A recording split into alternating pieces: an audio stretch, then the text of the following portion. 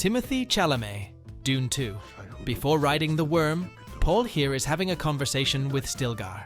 Director Denis Villeneuve states that the way Timothée reacted to Stilgar's line was absolutely fantastic and not scripted, so it ended up in the final cut.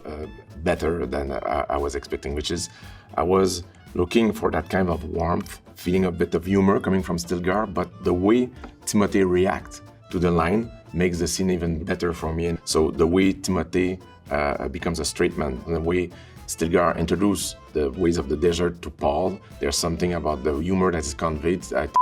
Zendaya, Dune 2. Chani slaps Paul. This pivotal moment in the story is one of the most emotional scenes between the two main characters of the Dune Part 2 movie. Immediately after saving Paul's life, Zendaya decides to slap Timothée in the face to better represent the internal anger that her character was feeling towards him for doing such a risky action. The slap wasn't foreseen in the script, but the scene came out so well that the director decided to keep it. Jason Momoa, Dune 1. Desert shots. These memorable shots of Duncan, Idaho in the open desert were not initially meant to exist. But Jason Momoa had time to wander through the desert and try some shots with his crew. It was fun just to be a kid and be an actor playing out there and letting my imagination just run wild. And so it was fun with my buddies, and I think they did a really good job at capturing a lot of these images. Those shots were then shown to Villeneuve, who was so inspired that he had to ask Momoa to stay an additional day on set in order to just go out in the desert and get those shots for real. Austin Butler, Dune 2. Kiss with Baron Austin. Butler confirmed in an interview that his kiss with co-star Stellan Skarsgård in Dune Part 2 was improvised on his behalf. The kiss between Feyd-Rautha Harkonnen and Baron Vladimir Harkonnen is unexpected and creepy, as the characters are nephew and uncle, but it reaffirms Feyd-Rautha's devotion to his uncle and deep desire to be him. The kiss with Stellan Skarsgård? Oh yeah, Butler said when asked about improvising the moment. He's game for anything. He's the best. It's always about how you're trying to affect somebody else. Austin Butler, Dune 2, licking the knife. One of the most iconic scenes in the whole movie is when Feyd-Rautha is introduced. Austin Butler was so immersed in the character that he gave space to his instincts. In an interview, Butler revealed, "It's always how you try to affect the other people in the scene, and this other person that you're working with. It sort of came off at this moment of looking that guy in the eyes. It felt right at that moment." So what was in your head at that time? Where did that go? It's always how you're trying to affect the other people in the scene and affect this other person that you're working with. It sort of came off this moment of looking that guy in the eyes and then just, it felt right in that moment. Timothée Chalamet, Beautiful Boy, driving scene. Timothée Chalamet had to drive for this scene in Beautiful Boy. But the problem is that he didn't know how to drive.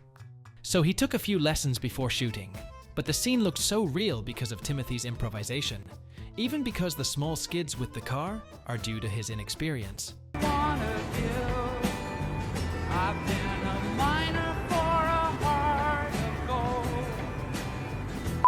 Timothée Chalamet. Ci sta tal fiume? Fish scene. It wasn't a planned moment when Timothée imitated the fish game to show off his childish self. The actor revealed, "I love the scene with the fish in the movie, where Anchis brings over the fish, and I make the face for them. It's so unabashed and not cynical." Timothée Chalamet, Call Me By Your Name, Tregua?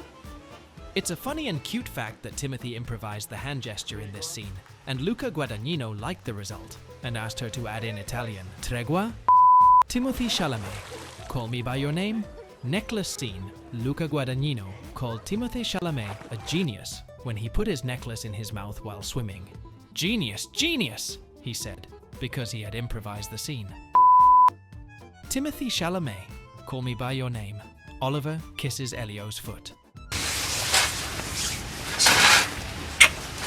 It's a genius improvisation on Army's part, as Oliver tells Elio everything without needing words, his reciprocating feelings towards the boy. If you watched him, you can see him briefly react confused for a split second. Where'd you learn to do that? My Bubba used to do this for us when we were sick. Trust me, it helps.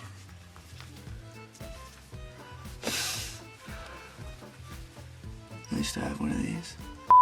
Timothée Chalamet. Don't look up in this scene from Don't Look Up. Chalamet gives freedom to his character with an unexpected phrase, which almost seems to interrupt his co-stars, giving an almost comical edge to the scene. Look at the difference between that and the farm-raised stuff. You see how that looks just, I don't know, looks fake, right?